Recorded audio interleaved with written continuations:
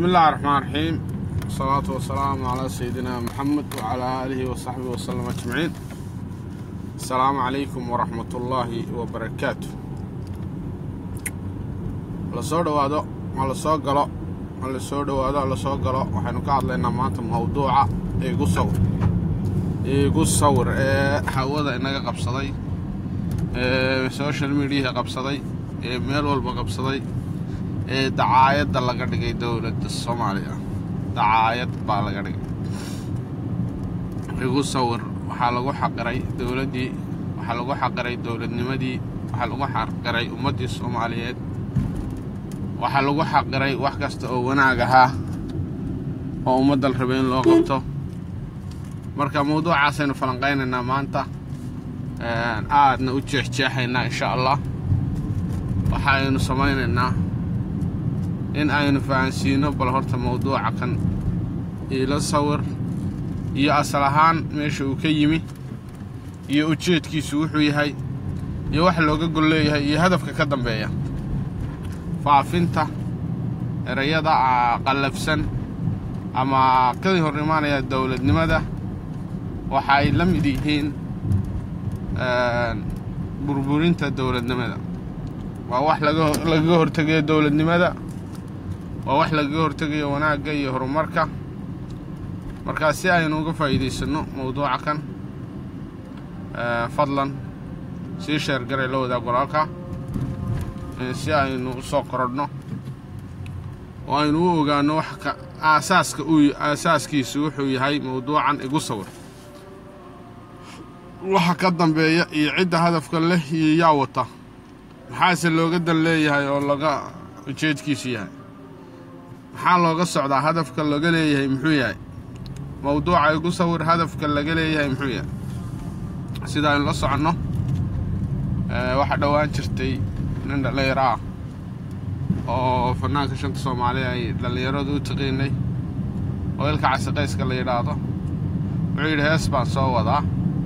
walow aan heestii soo wada bixin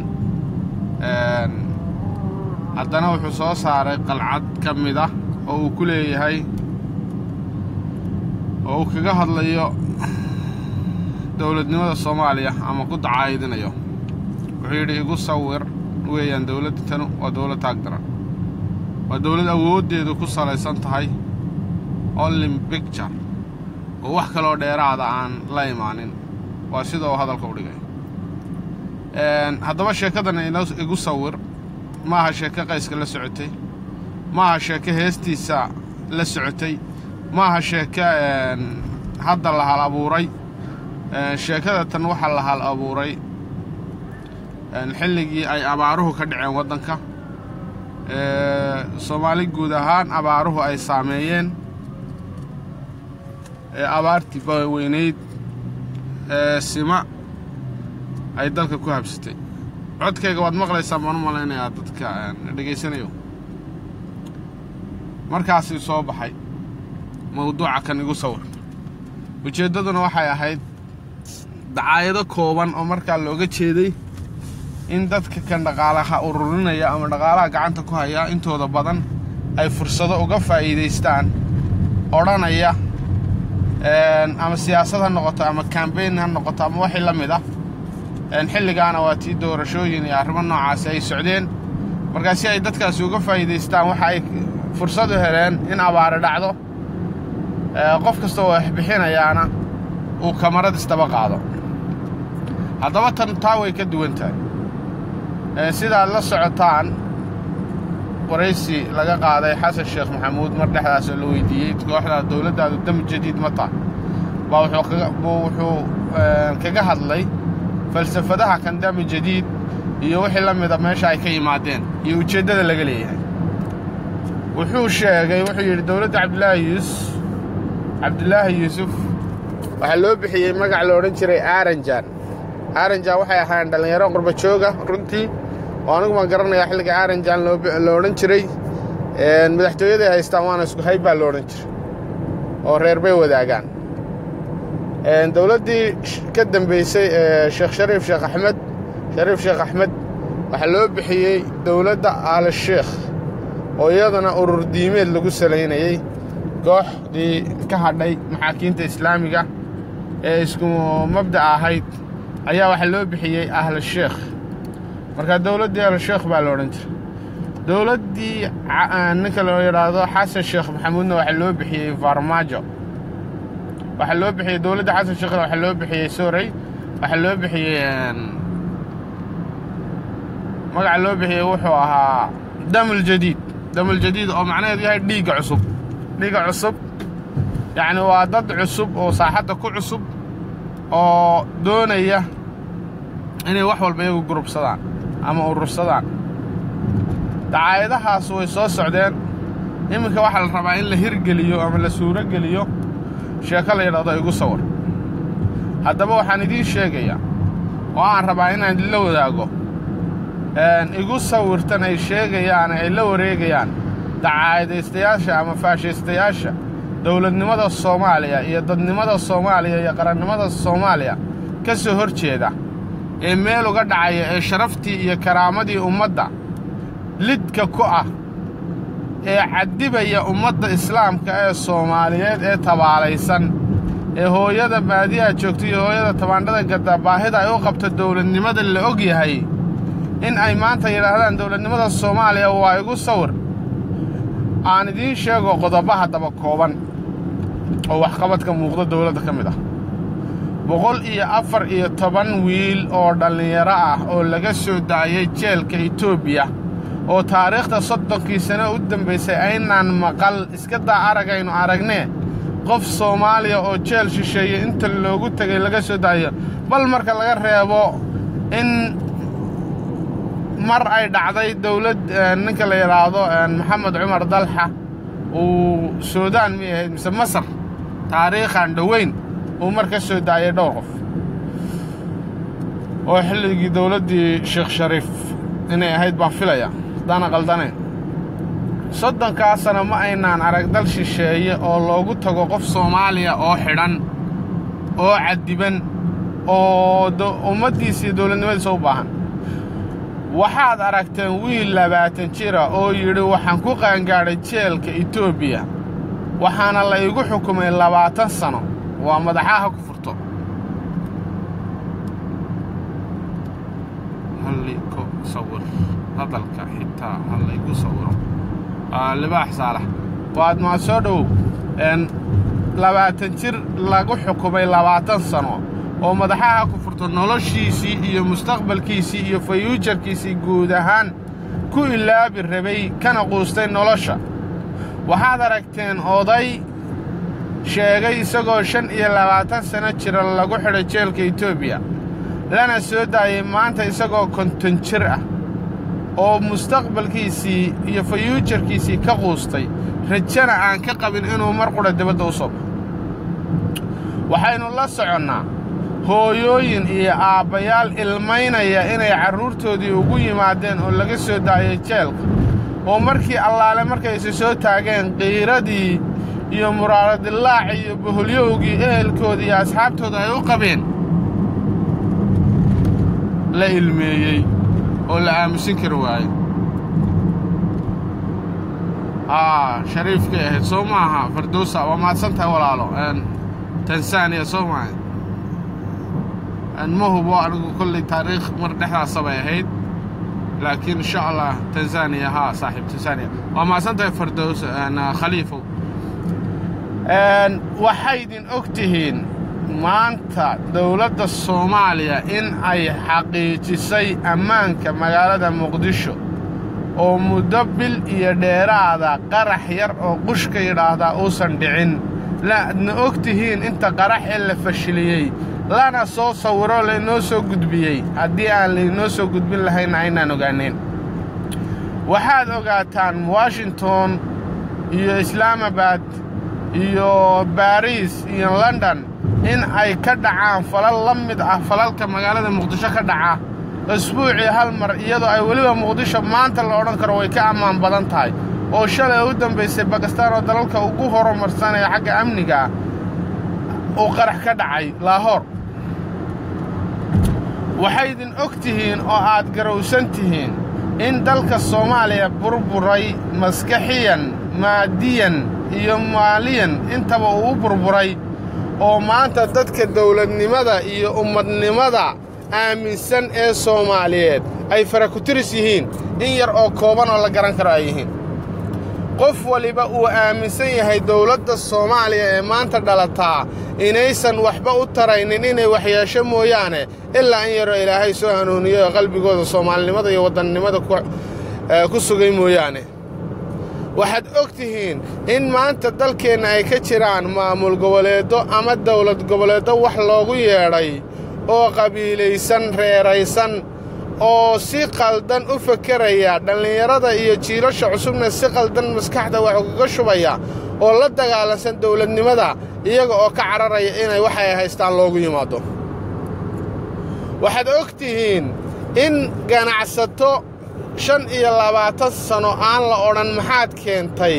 waxa aad sidaa quality-gooda iyo tayadoodu maxay tahay awood intee leeg bay leedahay cashuur ma bixisay iyo wax la mid ah aan midna la weydiin in ay maanta walwal iyo walbahaar badan ka qabaan in lala xisaabtami doono waxaad ogtihiin hawadeennii Soomaaliya oo laga maamulayay awoodo dalal kale oo dawlado kale waa taariikhda baaliye markii ugu horeysay oo dawlad hawadeeda dawlado kale maamulaan ay maanta ku dhowdahay in Muqdisho laga maamulo inteedii badnaydna majority dib loo soo celiyay walaalayaal hadalkaygaas fiican u dhageysta nin iska hadlaya hay malaynina waxaan idinkula hadlayaa waa xigmad runtii waa wax aan aqoonsanahay ama aan garowsanahay fadlan share garee oo la wadaag walaalka adigoo raalliya haddii ay ku cajabisay hadalkaygaas oo macna kuu samaynayo waxa aad la socotaan oo aad dareemaysaan dhalinyaro 25 sano u dambeysay kacaantay oo aan anigu ka mid ahay oo dawladnimo aan aqoonin iyo kala dambayn ilaa in yaroo dalal shisheeye iyo qurbaha soo gashay oo dareemaysa nidaamka iyo kala dambaynta waxa uu yahay mooyaane inta kale aanay aqoonsanayn waxa dawladnimadu tahay waxa aad la socotaan danaha shisheeye ee siyaasiga ah ee ku dhex milan maanta dawladdeena iyo shacabkeena iyo siyaasiyiinteenna iyo faragelinta ay ku hayaan inta ay leegtahay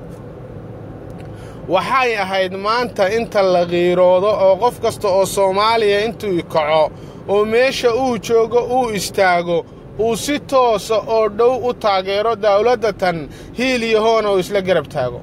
ma ahayn maanta maalintii dacaayadda iyo afxumada iyo hadallada aan macnaha lahayn ee raqiiska dawladda la daba joogi lahaa ama wax lagaga sheegi lahaa ma ahayn maanta maalintii la odhan lahaa dawladdu waxa ay qabato maxay noola wadaagtaa oo ay u soo sawiraan oo noogu soo gudbiyaan dacaayadna looga dhig lahaa waxaad ogtihiin maanta dawlad goboleedada qabiilada ku dhisan iyo dawladda tanu sida ay u wada shaqaynayaan oo ay tanaasulka u muujisay waliba dawladdeenu ugana raali una soo dhaweynayso uguna qancinayso in danta guud laga wada shaqeeyo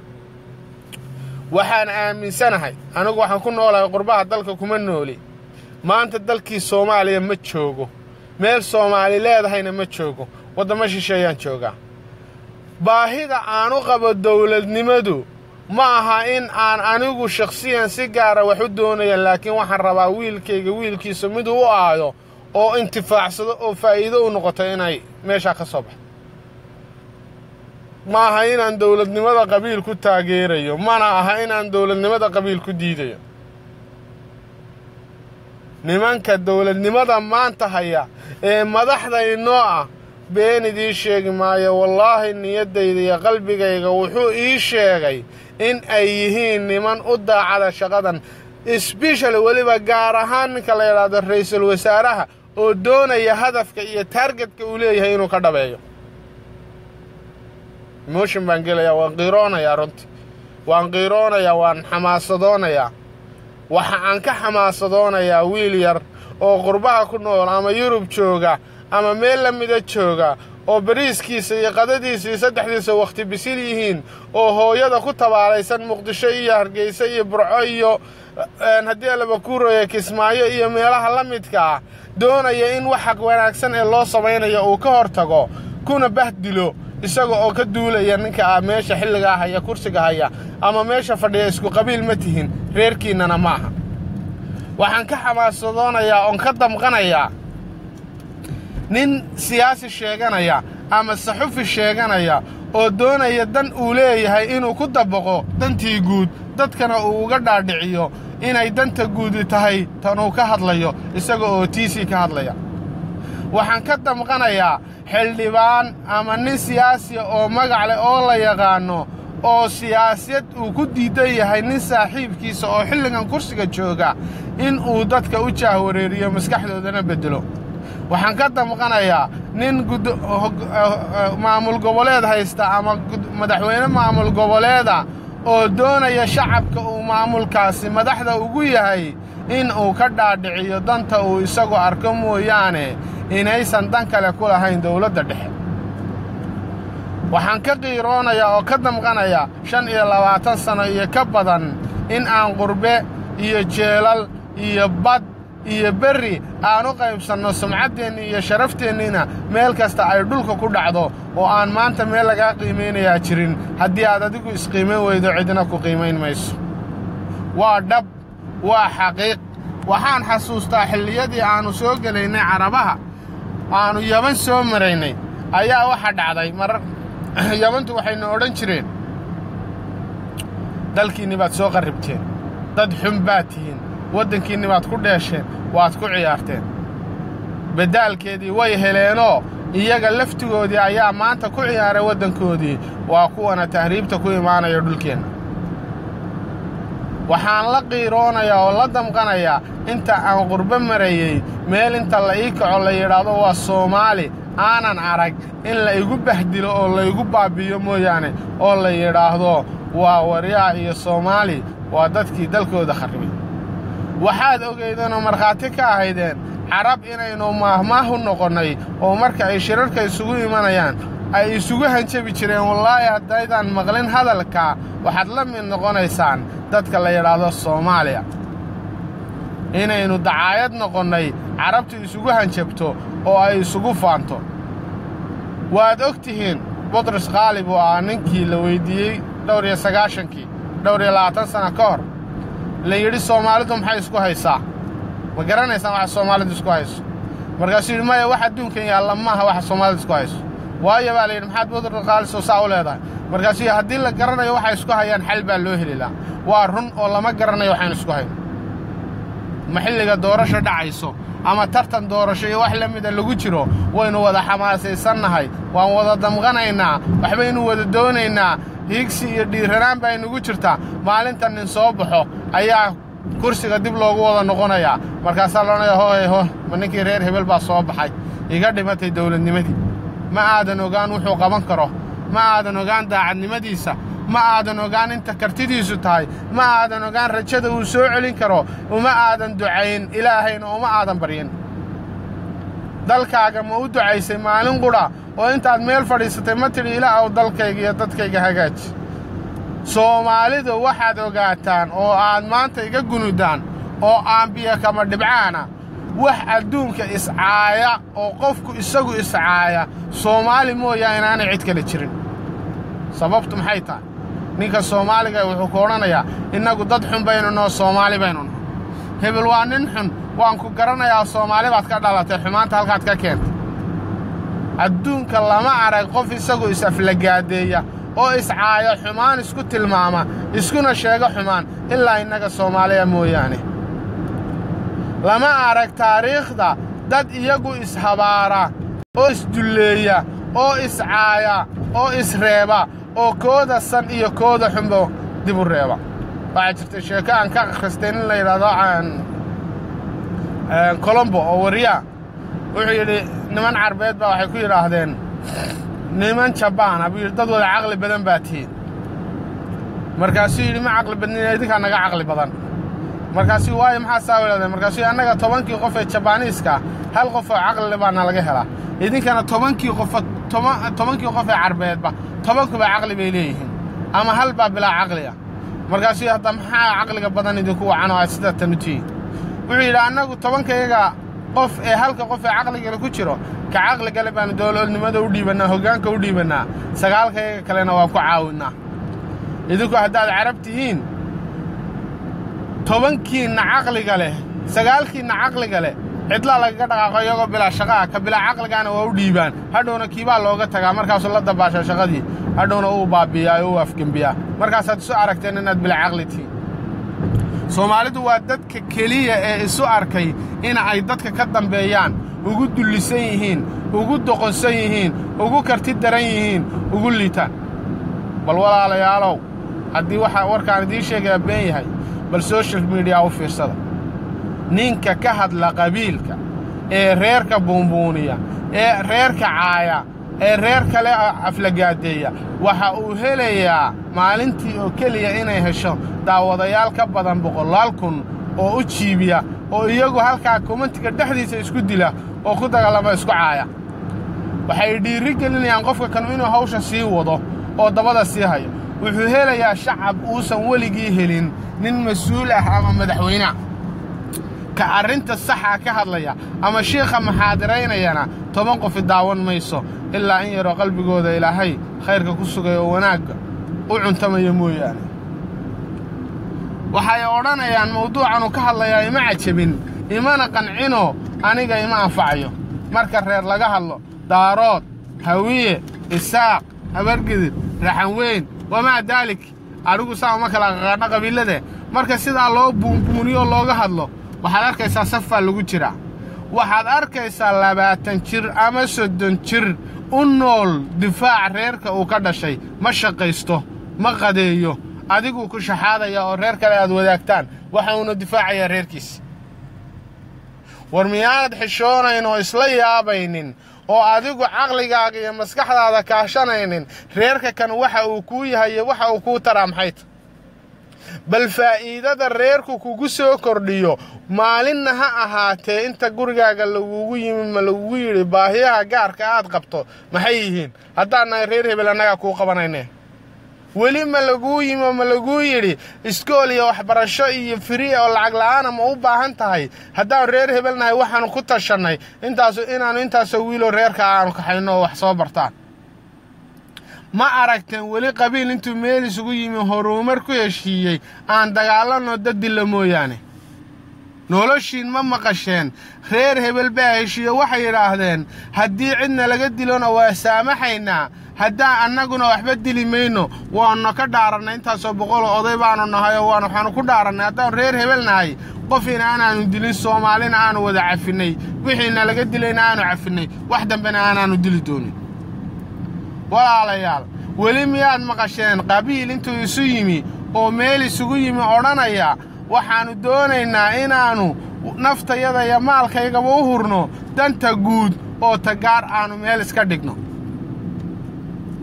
miyaad aragtay weli qabiil intuu isu yimi uu yiraahdo 20 wiil oo reerka iyo 20 gabdhood oo reerka waa inaynu u guurinaa oo maalka iyo guridhigooda aynu ka bixinaa si ay ugu noolaadaan war qabiilku wuxuu ku taray maxay tahay war qabiilku wuxuu ku anfacay maxay tahay war qabiilku wuxuu aanin yaro sheekaydin ka dhaco oo aan doonayo documentary inaan ka sameeyo Soomaalidana ku salaysan sida aynu ognahay Soomaaliya waxa ka jira Somaliland Khaatumo Puntland Jubbaland Koonfur Galbeed Ximaniya Xeeb wama dalik iyo waxba yahaylaan Hirshabeelle iyo kuwa badan oo aan lowsanahay haddaad u kuurgasho aad sii dhageysato wallaahi baan ku dhaartay reer u dhow ama jecel inuu wax noqdaa kuma jiro haba yuusan ku jirine midba midka kale wuxuu u ximinayaa oo u diidan yahay inuusan kaas waxba noqon markaas isaguna tiisi laabaya suuta kale ugu mashquulsan yahay markaas tiisi laabaya suuta kale ugu mashquulsan yahay Jubbaland waxay ku mashquulsan tahay Koonfur Galbeed inaanay waxba noqon markaas Jubbaland hawsheedii laabaysa Koonfur Galbeed waxay ku mashquulsan tahay inaanay Jubbaland waxba noqon markaas ay teedii laabaysa dadkiisi baa dayac darxumo u dhimanaya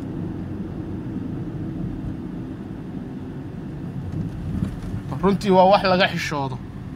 waa wax laga cawdu bilaysto waa wax qofka bini aadanka garashadu inaba ay ku jirto ee wax kala garanaya ee Ilaahay ka baqaya subhanahu wa ta'ala uusan habeenna ku fakirin in aad reer u adeegto ama dan gaar aad u adeegto ama maslaxadaadu ay noqoto inaad qofku raali geliso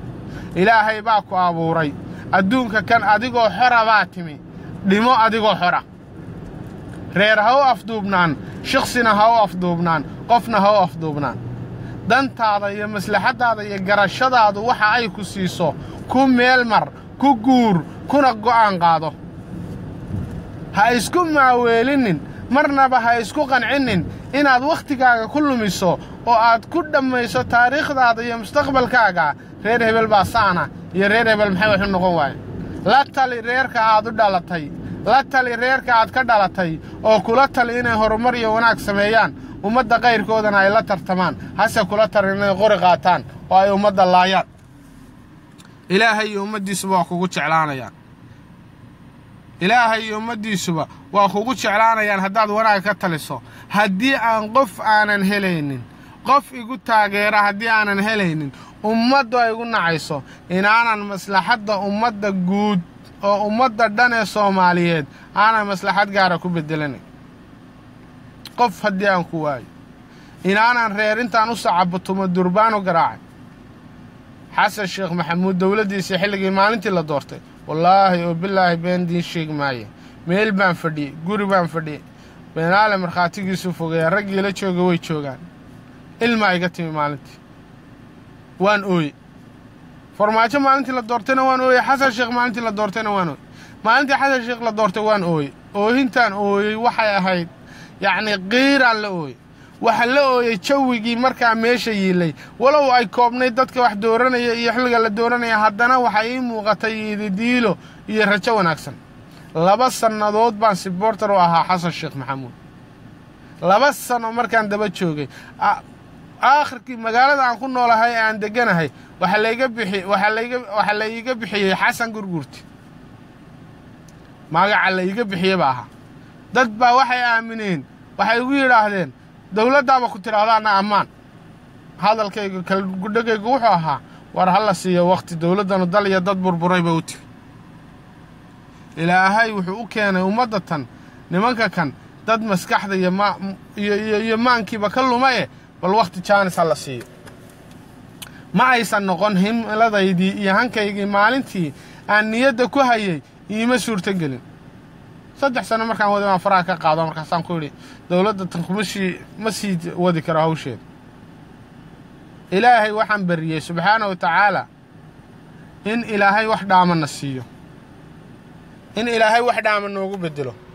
in ilaahay nimanka kan naga kaxeeyo dan Soomaaliyeed kama muuqatee kuwa dan Soomaaliyeed wada ilaahayna siiyo farmaajo yimi waan ilmeeyay runtii waan qiirooday waxa ii muuqatay dareen shacab waxa ii muuqatay jibada iyo qiirada Soomaalidu ma aha inay ku salaysnaato yoomeen iyo wax la mid ah ama maalmo kooban maalintii farmaajo la dooranayo Soomaaliya way wada taageersanayd maantana malaayiin baa ka soo horjeeda waxay uga soo horjeedaan waa reernimo dad baa wax ku xidhay oo wax ku qafilay maalintii kow mucaaradada farmaajo ay bilaabantay ee laga soo horjeestay waxay ahayd maalintuu soo magacaabay ra'iisul wasaare xasan cali khayre oo runtii maanta aan odhan karo waa SYL xasan cali khayre waa 54 baa la joogaa 60 baa la taagan yahay iyo xilligii SYL ee dawladnimada Soomaaliya ay bilaabanayso xasan cali khayre wuxuu ku jiraa taariikhda inta hadda uu marayo baaldahab uu kaga jiraa waana aaminsanahay qofka hadalkiisa iyo qalbigiisa waa la isu eegay inuu hadduu sii joogo isagoo wax bedelay oo wax wanaagsan bedelay haddaba wuu bedelay Soomaali oo halkan ay joogto meel ka heer sareyso ka qiimo badan joogto in la arki doono waxaanu ku jiboonaayo ku caadfadoona oo haddii la kuro la qiiroona marka nin reerkeena noo khudbadaynayo oo muxaadaro noo jeedinayo waxay doontaa ku salaysnaatee bana wallahi ninkaas waa nin raga war xaqa taageer war ilaahay ka baq subhanahu wa ta'ala war allahaaga u soo noqo war allaha ka cabso war maanta wiilkeena qurbaha ku dhashay aan 20 sano arag wadankii ee aan af Soomaali aqoon ee cuqdada ka qaba Soomaaliga Soomaalidii baa Soomaaliga cuqdad laga qaadsiiyay waxa kaliya uu arkaa waa maxay hooyadii aabi waxay tusaan si aanu Soomaaliya u jeclaanin waxa la tusayaa TV-ga waxa laga tusayaa majaacada iyo dadka tabaalaysan ee gaajada iyo dhibaatada hayso markaas la oranayaa waa kuwa Soomaaliyeed عقدت بكقاض يا ما أنت تبينوسن مجا الصومالي الشيغان أيوة قرقو صارمين ينوسن مجا الصومالي الشيغان أو كحشودو وحضرك يساس الدنشير أفرتنشير مركز الصومالي كلها هذا شكورني هاي عيبين أنا شاهدت وأنا أركين ده هيك صاري نين أفرتنشير وهالكن شوكا أو يسوقون نمنا كان ولا تاجن مركز أنت كان كوري صومالي كلها هذلي oo intuu anigi gucay ugu dhuftay ugu yiraahdo igu ceebayn dadka hortooda aniga Soomaali hay ugu lahad halkaas inuu marayno bartaasaynu joognaa halkaasaynu taagannahay waa ceebaysanahay waynu ceebownay Soomaali hadayna waa ceebownay fadaaxad baynu dhex fadhinaa dad 20 sano iscunaya 30 sano iscunaya wax allaale wax isku cunayaan aan la garanay wax allaale wax isku dilayaan aan la aqoon wax isku haystaan aan cidi garanay ummaddu way nala yaaban tahay inagiina isla yaabi mayno ummaddu way nala yaaban tahay inagiina isla yaabi mayno bini'aadanka Ilaahay abuuray way nala yaaban yahay inana isla yaabi mayno waxaynu taagannahay reer hebel muxuu kursiga u qabtay iyo hebel maxaa kursiga looga qaad reer hebel muxuu kursiga u qabtay iyo hebel maxaa kursiga looga qaad waxaynu noqonay dad dareen ku noola bay noqonayo mawduuca maalinta ayaa la la jaan qaada dad aan hadaf iyo himilo lahayn baynu noqon dad aan ujeedooyin dambe lahayn example marka tusaale yar idsiyo dadka qurbaha soo galay bil qof kasto qurba joogo aad dib isu xisaab qof kasto qurba joogo dib isugu noqo dib isu xisaabi ilaa baan ku dhaashay bal adigu dib isu xisaabi maalinta aad qurbaha soo galayso soo tahriibaysay ama soo dhoofaysay hadaf ma lahayd waa maya ujeedo ma lahayd inaad meesha aad tagto aad noolaato mooyaane maya anaa ku sheegay dad Soomaali tahay maad lahayn anaa ku cadeynaya inaad haddaad Soomaali tahay inaanad hadaf lahayn oo target lahayn maad lahayn مستقبل يا فيوتشر كما تفكرين وقت الليميت ما تسميسن تاريخ ما تسميسن وما دوران xilliga inta leeg baan ku ekeynaya taariikhdayda oo waxaan qabsanaya hadhowna halka waan iskaga iimaanaya oo ku raagi maayo waayo wadankayga ay baahan inaan wax u qabto ma aadan oran kuma aan soo talagelin qorshaha kuugumay jirin waxa qabso iska noqo waxa kale oo qorshaha kuugu jirtay meesha dadku joogaan baad كعر هالك كان كفجو أنت أساق رشاق وجرت تارجت يا هدف ما له وايه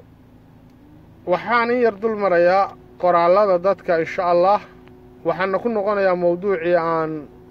هالكن أسوق علي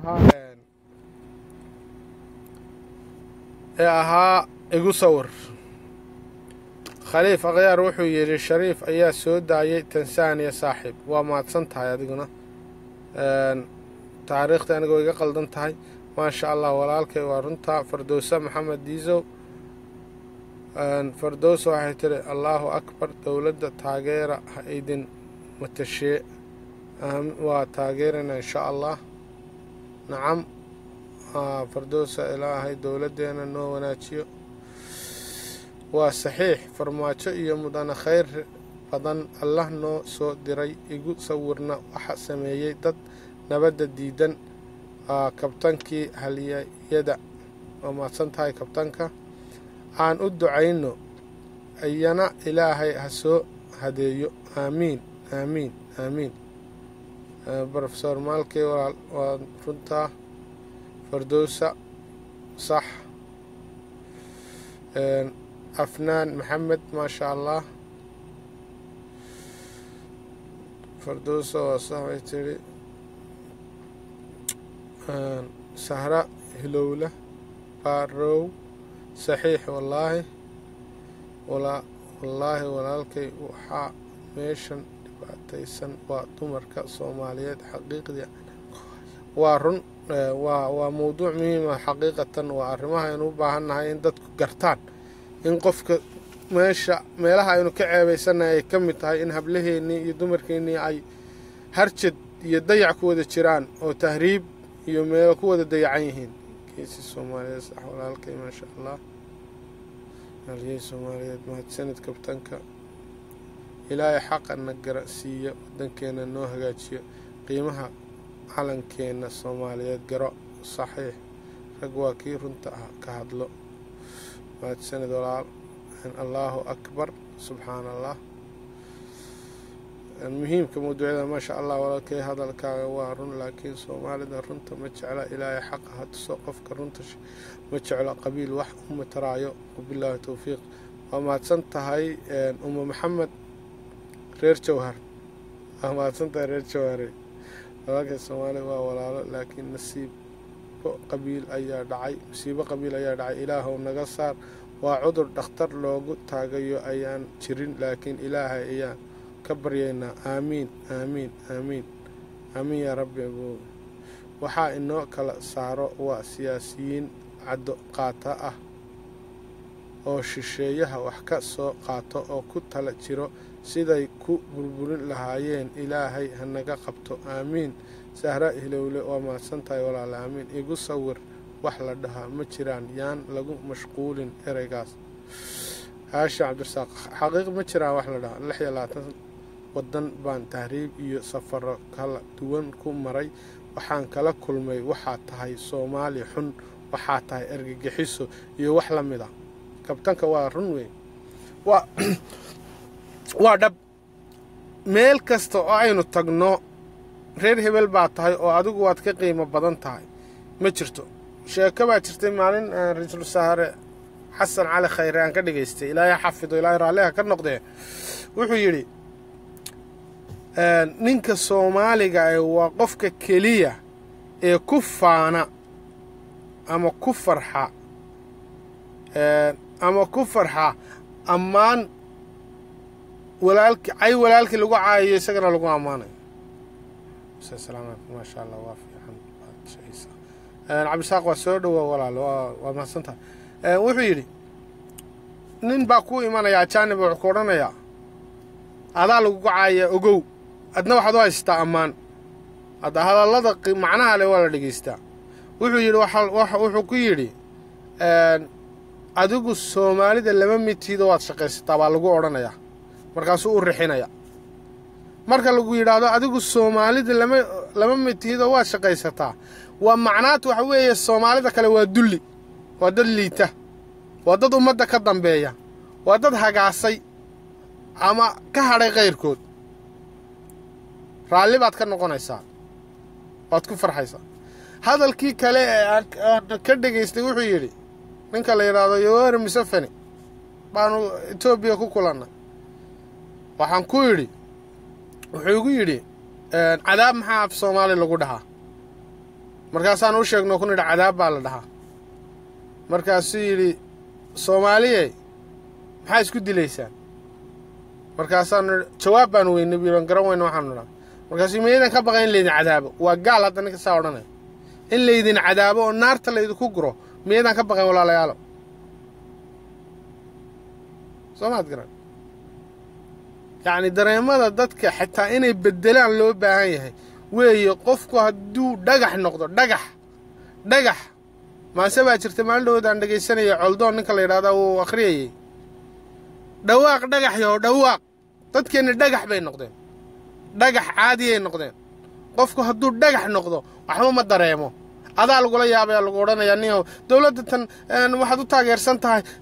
nin reer hebel ah ku jiro saasaad u taageersan tahay nolosha inta noolaanin aanu isku familna ama isku reernahay dawlad bixil kama qaban dawlad waxba kama noqon raalin ogamay xataa walaalkay haduu yahay oo uu wanaag sameeyo wallahi ka hadhi maayo xumaan haduu sameeyana ku raaci maayo waxa soo baxay wajigiisa runta ah ilka casawaana naqaan in laba shaatiile in uu ka fuliyo mashruuc ah in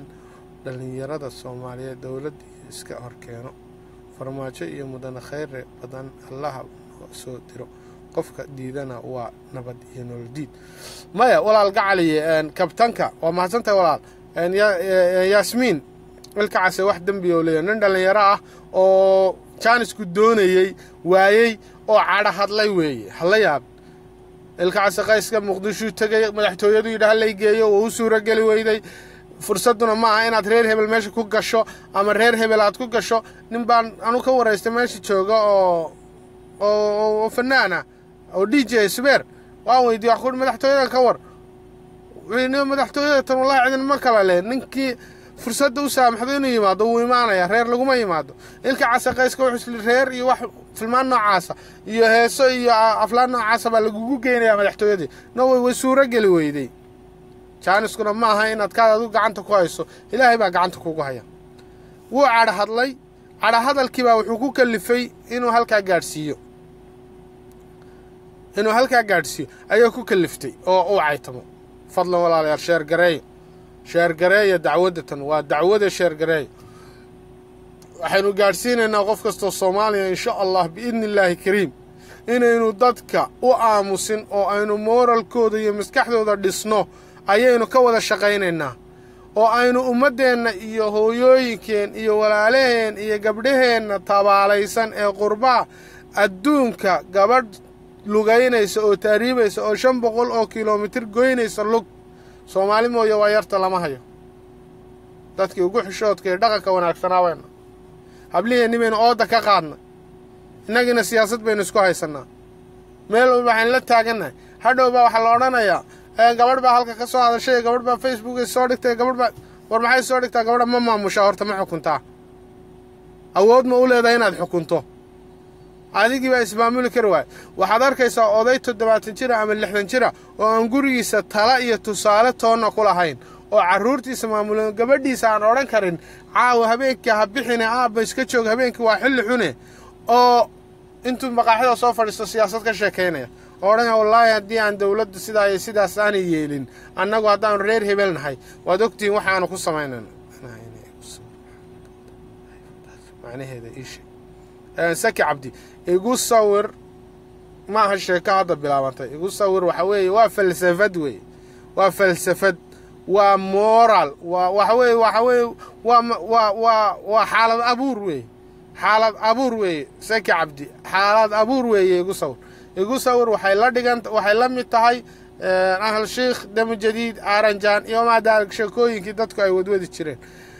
haddii aan la sawirin waxa dhacaya iyo waxa wadanka jira oo aan bulshada loo soo gudbin maanta adduunku casri uu maraya dadku indhahay wax ka arkaan ilaa ay aragtidoodu isha noqoto oo ay indhaha wax ka arkaan mar rumaystaan waxa dhacaya haddii aan la sawirin oo loo soo gudbin ma ogaanayaan dalkooda waxa ka socda maalin dhaweeto waxa la qabtay gaari qaraxsiday waad aragteen gaariga waxa laga soo saaray intiina aragtay muuqaalka waad aragteen waa dhowr casho ka hor miyaynu ogaan lahayn haddii aan la sawirin miyaynu arki lahayn haddaan kabarada meesha jirin miyaynu arki lahayn haddii aan dad ka soo shaqayn waxa kan miyaynu arki lahayn haddii aan waxa kan loo guntan miyaynu arki lahayn haddii aanay warbaahintu inooga shaqaynin waxa wax sawirayaana waa warbaahin ee ma aha madaxda adduunka wasaarad kasta iyo qof kasta wuxuu leeyahay sawir qaade iyo cameraman gaar ah dawladaha caalamka wasiir kasta waxa uu leeyahay cameraman khaas buu leeyahay oo soo gudbiyo wuxuu qabto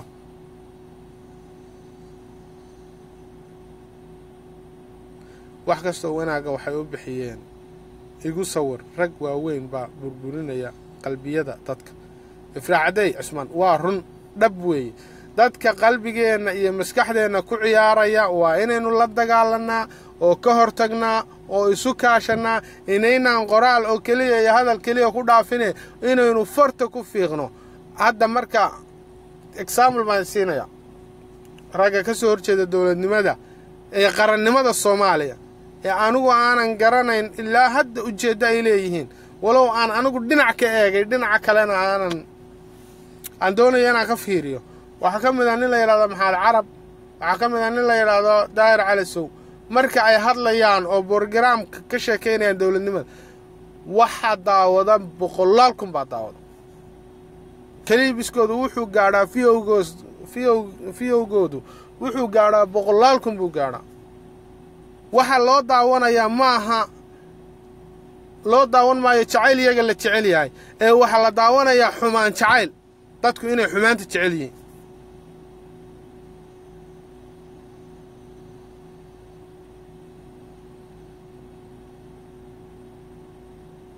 dadku inay xumaanta jecel yihiin ayaa la aaminsan yahay ayay doonayaan كعن مدلن واحد دلتي دولة سوماليات أو داعد أو إلهي إنو صدري أو رق مسكح يقيم على أي هجامين يان أو وحكلا جرانيا أو أقدي بعتدا يضيع الصومالي هيستا دون يناين كسران مستقبل كان أي تاريخي يشان أو أي كتجان دون كان يجو تاريخ لي أيام ما أنت نورد الشيكوا سينو كده بفيلنا kuwaasaynu ku daba faylaynaa oo taageeraynaa oo naf iyo maalba aynu hurayna ninka taa diidan ee dawladnimada maanta iyo sharafta maanta muuqata diidan iyo kartida iyo raganimada ay maanta ku soconayaan ninka diidanow keen adigu wax kale haad burhaanag wax badaala keen maqaxaynu ku sii jirnaa ma tuugsigaynu ku sii jirnaa iyo dawarsiga ma dhacaynu ku sii jirnaa ما تغني ماذا بدأني لو قصر دومانيا إننا عين واحد عنا يجونا عين حدام بينو كسيجرنا ما دت كينو دورسنا ما قربها إنه يعنا ما دل كينو كجورنا ودت كينو كوريتنا مرايكن يوروب يا مرايكن من عنا في سيال ناصا ولا درا ودل كان دت كا واحد كده عنا يكوريتيا عن سكجا تغني إلا مرة من الدولة نمو وين كانه دولة مدون إنه مرة من الدرين دولة دي نقوم تشرو waxaynu doonayna lama yaqaan hatta hadii la garanayo waxaynu doonayno hatta hadii la garanayo waxaynu doonayno waa laynoo fulin lahaa runtii waa laynoo fulin lahaa saan aaminsanahay ee waan la garanayo waxa laale waxaynu doonaynaa ba la garanayo waxa laale waxa aynu rabno yaan la aqoon waran waxaan nin dhalinyaro baanahay mustaqbalkaygii waa baaqi waxaan doonayaa dawlad طبعا ولا لا هدي هيرو داعد يحكم ما داعد ما ربا ورقلت كودا يا وحيابها قلدان وينو تلمامي او وينو شيغي لكن عيبينتا dadka kale ka faa'iideysanayo ee aan waxba ina taraynin moralka iyo qalbiga dhalinyarada aynu ku jabinayno ee wiilka yar ee maanta iyo diilada iyo rajada u muuqato aynu ku baahdilayno waraan iska deyno waa deyn weeyda Soomaa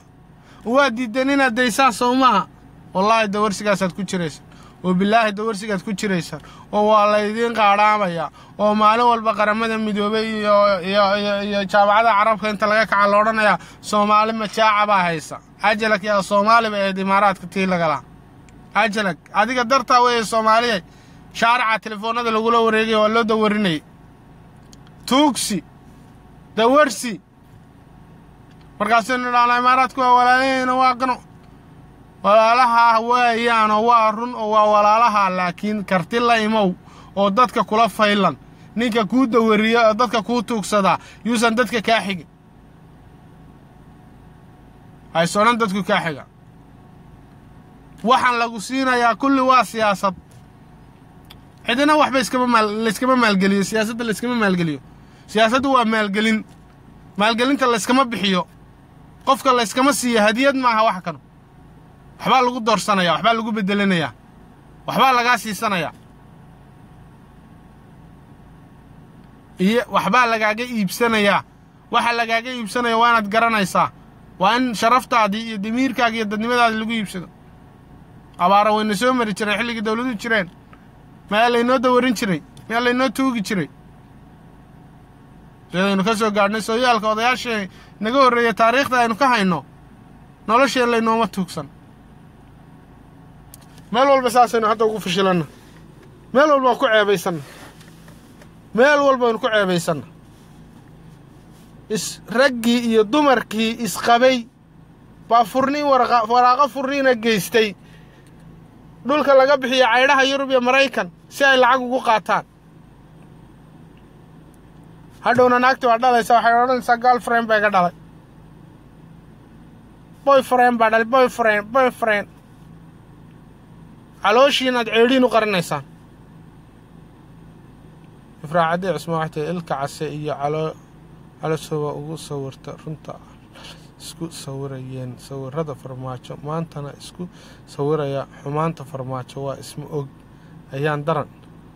madaxda qaranka ilaahay xaftiye madaxweyne maxamed cabdullaahi farmaajo guuleyso iyo ra'iisul wasaare xasan cali khayre ilaahay cadowgeeda hoos ka dhigo aamiin walaal aamiin carab guray iyo ifraaxadey aamiin walaalayaal aamiin ilaahay dowladdeena sharaf ha u yeelo ilaahay cisiga hay noo soo celiyo ilaahay dadnimada hay noo soo celiyo ilaahay ummad jirto inaga dhigaya ummad sii jirta hay naga dhigo ilaahay ummad karaamo leh hay naga dhigo ilaahay ummad jirto inaga dhiga ummad karaamo leh hay naga dhigo ilaahay ummad sharaf leh hay naga dhigo ilaahay ceebteenna ha asturo ilaahay waa dayacanee dayaca hay naga saaro ilaahay dadkeennii mooralkii iyo qalbigii baa laga dilayay mooralkii iyo qalbiga hay noo soo celiyo ilaahay dad wax kala garanaya oo damiir leh oo karti leh oo garaad leh ha inaga yeelo ilaahay kuwa xumaanta iska reebo wanaagga iska farana allah ha inaga dhigo ilaahay dowladnimadeenna dowlad shaqayso oo daacada oo nimanka ilaahay aynu qalbiga iyo niyadda iyo salaadaba ugu ducayno in ilaahay jidka toosan ku hanuuniyo hadda waddankaan joogno Sacuudi Arabia maalin kasta oo jimcaha maxaadarooyinka masaajidka marka laga maxaadareynayo khudbadda jimcaha ugu yaraan 5 daqiiqo baa madaxda dalka loogu duceeyaa inana madaxdeena waynu habaarnaa nimaad habaarayso faa'iidada ka sugaysa maxay rajada iyo natiijada ka sugaysa maxay nimaad habaar ula fadhido aad leedahay masiiba la kugu rid kaasoo reer hebel bal ilaahay baan idinku dhaarshay qof damiir iyo dadnimo leh oo wax kala garanaya oo caqli leh oo maskax leh miyaa maanta intuu isa soo taago media odhanaya hubka laga dhigo magaalada Muqdisho daarood ama reer hebel baa dhigaya waxaana loo dhigayaa in reer hebel qabsadaan war Muqdisho haday nabadoodiya faa'iido ugu jirtaa muqdisho haddii ay horumarkeedii ay waaye lahaan jirtay oo ay ahaan jirtay xarunta Afrika ay dib u soo noqotay yaa faa'iidaya yaa ku khasaaraya shisheeya ku khasaaraya sokeeyana waa ku faa'iidaya nin kasta oo Soomaaliya faa'iido bay u tahay nin kasta oo Soomaaliya faa'iido bay u tahay nin kasta oo Soomaaliya faa'iido bay u tahay reerka gaar ahaan u degan faa'iido u tahay iyo ilbaxnimo iyo horumar in deegaankoodii uu ka horeeyo deegaamada kale inuu deegaamada kale ka horeeyo wargarashada maanta ina siinaysa in qori la siisito oo wax lagu sii dilo maxay tahay wali intaan anigu garaadsaday caruurtaan dal ka soo bixin inta dawladii timi imay oran maxaa tahay maxaa ka xun maxaa ka qaldan laakiin markaan qurbaha soo galay baan dareemay enerjiga dawladdu ay leedahay iyo dareenka ay leedahay dawladnimadu leedahay baan dareema wallahi baan sheegmay markaan wadooyinka quruxda badan iyo bridge-yada aan marayo waan qeyrooda waxaan istusaa tolo goormaad gaadhaysaan halkan goormaad gaadhaysaan markaasaan insha Allah waad gaadhaysaan lama quuste nolosha lagama quuste insha Allah waad gaadhaysaa waadna tagi doontaan goobtana waad tagi doontaan ilbaxnimada iyo horumarkaana waad hiigsan doontaan biidnillaahi tacaala walaalayaal waxaan idinkaga tegayaa oo aynu isku macasalaameynayna qof kasta oo kartile oo Soomaaliyow oo wax kala garanayo madaxdeena u ducee ilaahay ha xafido ilaahay ha ururiyo ilaahay xaq ha tuso ilaahay burjigooda iyo karaamadooda ha inooga adeejiyo ilaahay dadnimadooda ha inoogu anfaco iyagoo dariiqa mustaqiimka haysta ilaahay ka mas'uulka ee agaasimaya ka ugu sareeyaba kuwa daacado dadkan iyo dalka kan u damqanaya Allah ka yeelo ilaahay wixii xuma wada ee dalka kan dhibaato ku wada ee fidna ku wada waanu daalay ilaahu naga qabo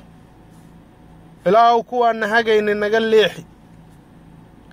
ilaahu kuwan jidka toosan ee wadada sax ah nagu wadin ee aan rabin inay wada toosan noo geeyaan ilaahu soo haday haddaad soo haday weydana naga qabo hadaayadu waa min Allah